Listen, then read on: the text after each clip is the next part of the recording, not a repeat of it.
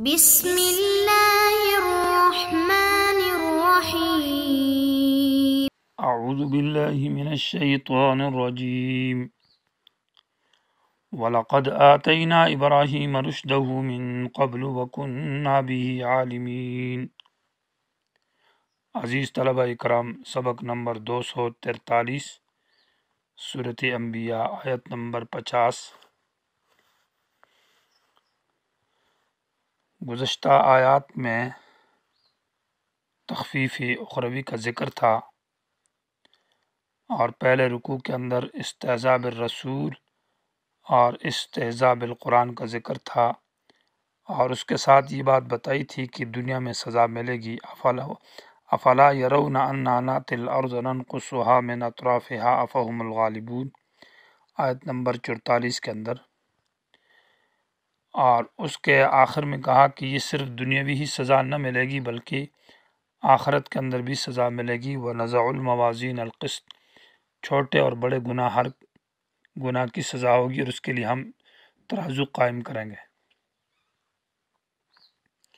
وَلَقَدْ آتَيْنَا مُوسَىٰ وَهَارُونَ الْفُرْقَانَ وَضِيَاءَ، آیت نمبر 48 سے سورت کا دوسرا باب شروع ہے۔ پہلے باب کا حاصل یہ بتایا تھا تذکیر الغافلین بالزجرات، کہ غافلین کو تذکیر، نصیحت بیان کیا جا رہا ہے زجرات کے ساتھ، یعنی ڈانٹ ڈپٹ اور ان کے معصیت اور گناہ اور شرک کے اوپر ڈانٹ ڈپٹ کی وجہ سے۔ اب یہاں سے تذکیر الغافلین باقوال الانبیاء، انبیاء علیہم السلام کے اقوال کا ذکر ہے، اور انبیاء کے احوال کا ذکر ہے، اور انبیاء کی حالات، ان کی دعاؤں کا اور ان کی عاجزیوں کا ذکر ہے۔ اور اس میں تقریباً 17 انبیاء علیہم السلام کا تذکرہ ہے، جس کو تذکیر الغافلین بذکر الانبیاء بواقعات الانبیاء و باقوال و باحوال الانبیاء، اور ساتھ ساتھ اس دوسرے حصے کے اندر تشجیع ہے انبیاء کو علی دعوت کے اوپر۔ جیسے کہ انبیاء کے اقوال کو دلیل کے طور پر ذکر کیا جاتا ہے، ایسے حالات کو بھی بطور دلیل ذکر کی جاتی ہے کہ انبیاء کے حال ہی بتا رہے ہیں کہ وہ عاجز ہیں، وہ محتاج ہیں۔ تو ان آیات کے اندر وَلَقَدْ آتَيْنَا مُوسَىٰ وَهَارُونَ الْفُرْقَان میں حضرت موسیٰ اور ہارون کا تذکرہ ہے، اور اس کے بعد وَلَقَدْ آتَيْنَا ابراہیم، حضرت ابراہیم علیہ السلام کا تذکرہ ہے۔ چونکہ حضرت موسیٰ اور ہارون کا تذکرہ تفصیلاً سورۃ طٰہٰ میں گزر چکا ہے، اس لیے یہاں پر تفصیل نہیں ہے بلکہ اجمالاً مختصر ذکر کیا ہے کہ ہم نے موسیٰ اور ہارون علیہ السلام کو حق اور باطل کے معاملے میں فیصلہ کن کتاب، فرق کرنے والی کتاب دی تھی، جو کہ تورات کے اندر 3 صفات کا ذکر ہے۔ ایک الفرقان کی صفت، کہ وہ حق اور باطل کے اندر امتیاز اور جدائی پیدا کرتی ہے، اور اللہ کی ہر کتاب میں یہ صفت موجود ہوتی ہے کہ جب وہ آتی ہے تو ایک طرف حق ہوتا ہے، ایک طرف باطل ہوتی ہے، دونوں کو الگ الگ واضح کر دیتی ہے۔ اور فرقان کے اندر گویا کہ اشارہ ہے عقائد کی طرف، کس میں؟ صحیح عقیدہ اور غلط عقیدہ، یعنی یہ عقیدہ توحید اسلام والا ہے اور یہ عقیدہ شرک اور کفر ہے، ان دونوں کے درمیان میں فرق اور جدائی پیدا کرنے والی کتاب۔ وضیاءً کے اندر اشارہ ہے احکام کے اندر، کہ لوگ اندھیرے میں ہیں، جہالت میں ہے، گناہ اور معصیت، معاملات اور معاشرت اور ہر اعتبار سے، تو اللہ کی کتاب ان جہالتوں سے ان کے لیے روشنی ہے، معنی احکام شریعہ بتاتی ہے جو کہ احکام روشنی کا ذریعہ اور سبب ہے۔ تو ضیاءً میں اشارہ ہے احکام کی طرف۔ وذکر للمتقین کے اندر، اس کے اندر واعظ ہے، زجر ہے، اور اس طرح نصیحت اور خیرخواہی کی باتیں ہیں، انسان کو دنیا سے بے رغبتی اور اللہ سے تعلق پیدا کرنے کے لیے واعظ و نصیحت کی طرف، اس میں اخلاقیات کی طرف اشارہ ہے۔ البتہ یہ کتاب فائدہ کن لوگوں کو دے گی؟ الذین یخشون ربهم بالغیب، وہ لوگ جن کے اندر خوف خدا ہو، یعنی اللہ کا ڈر ہو، اللہ کو دیکھا نہیں ہے، بن دیکھی اللہ پر یقین کرتے ہیں اور آخرت سے کامتے ہیں۔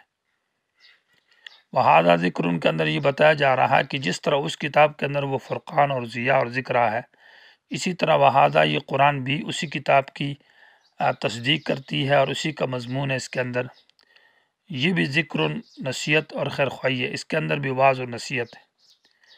اور مبارکن یہ عظیم النفع ہے، کثیر الخیر ہے، جلیل القدر کتاب ہے۔ مبارک معنی اس میں عقیدے کی برکت ہے، یہ عقیدہ بھی بیان ہے، اعمال کا تذکرہ بھی ہے، معاشرہ بھی ہے، دنیا کی خیر بھی ہے اور آخرت کی خیر بھی ہے، اور انزلناہ ہم نے بھی اس کو اتارا ہے۔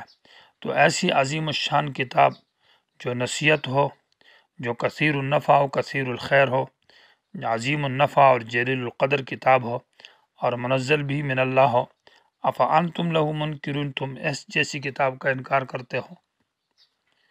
وَلَقَدْ آتَيْنَا إِبْرَاهِيمَ رُشْدَهُ من قبل سے حضرت ابراہیم علیہ السلام کا واقعہ کا ذکر ہے۔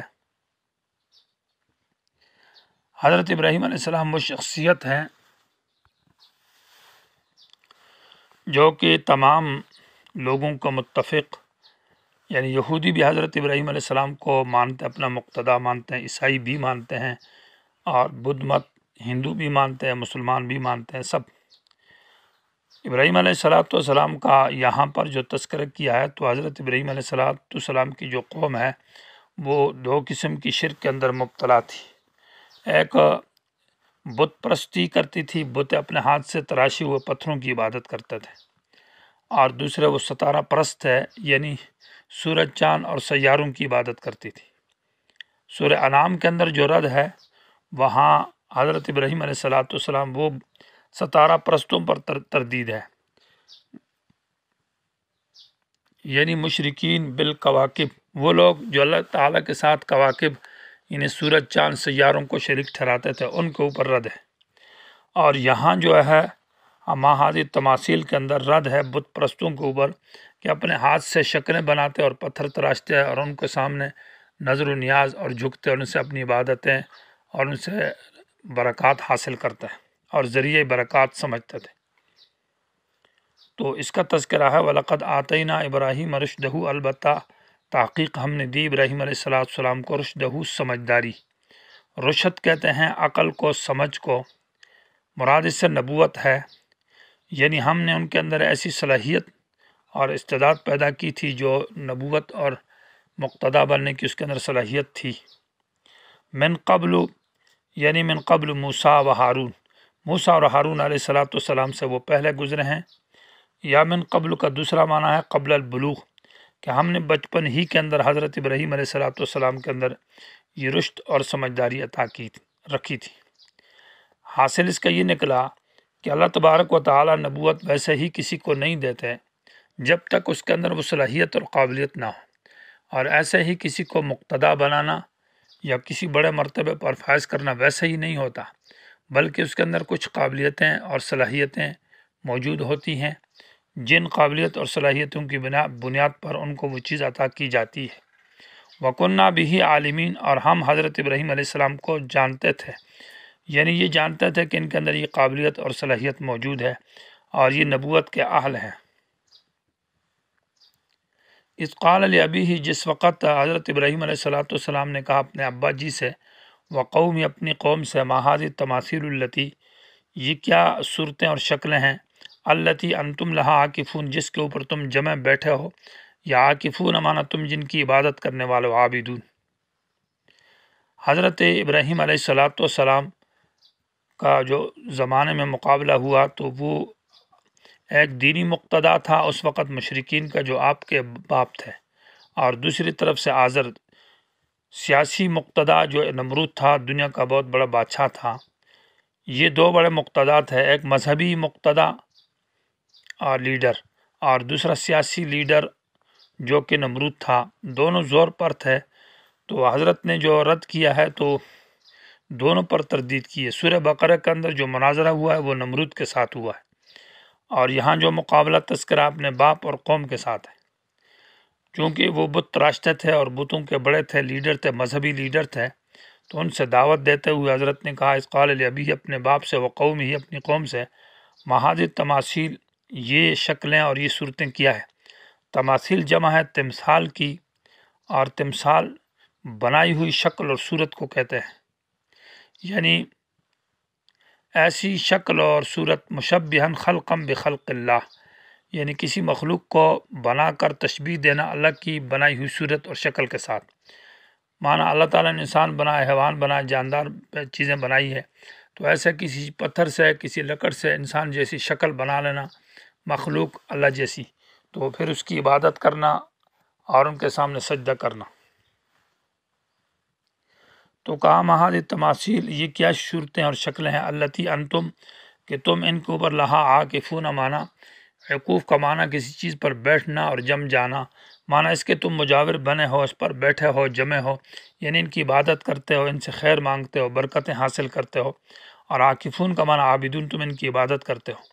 وہاں آستانہ بنا ہوا تھا اور اس آستانے کے اندر کئی بت رکھے ہوئے تھے اور ان بتوں کی یہ لوگ عبادت کرتے تھے. قالو، کہنے لگے، وجدنا آباءنا لہا عابدین، ہم نے پایا ہے اپنے باپ دادے کو، لہا کہ وہ ان شکلوں کے اوپر، ان بتوں کے اوپر، عابدین، عبادت کرنے والے ہیں. یہ انتم لا عاکفون کی گویا کی تفصیل ہو رہی ہے. ان سے کہا کہ تم اس پر عاکف ہو، یعنی عابد ہو. تو انہوں نے آگے سے کہا جی ہاں، انا لہا عابدین، کہ ہمارے باپ دادے ایسا کرتے تھے. مشرک کی دلیل، سب سے بڑی دلیل یہ ہے کہ تقلید آبا ہے. کوئی ان کے پاس کوئی عقلی دلیل بھی نہ تھی، نقلی تو تھی نہ، کوئی عقلی بات بھی نہیں تھی، لیکن اتنی بات انہوں نے کی کہ ہم نے اپنے باپ دادے کو ایسا پایا ہے، وہ ایسا کرتے چلے آ رہے ہیں، تو ہم ان کے نقش قدم پر ہے، یہ کوئی دلیل نہیں ہے. تو آبا کی تقلید کو پیش کیا. قال، حضرت ابراہیم علیہ السلام نے فرمایا، لقد کنتم انتم وآباؤکم فی ضلال مبین، یقیناً تم اور تمہارے بڑے یہ کھلی گمراہی کے اندر ہے. یہ تو شرک ہے، اگر تمہارے بڑوں نے یہ شرک کیا تو تم کیوں کرتے ہو؟ کیا کسی کا باپ مشرک ہو، کافر ہو، تو وہ اولاد بھی اسی طرح شرک اور کفر کرے گی؟ تو اگر تمہارے باپ دادے نے ایسا کیا ہے اور وہ غلطی پر ہے اور وہ گمراہی پر ہے، تم اس گمراہی میں ان کی اقتدا کرتے ہو.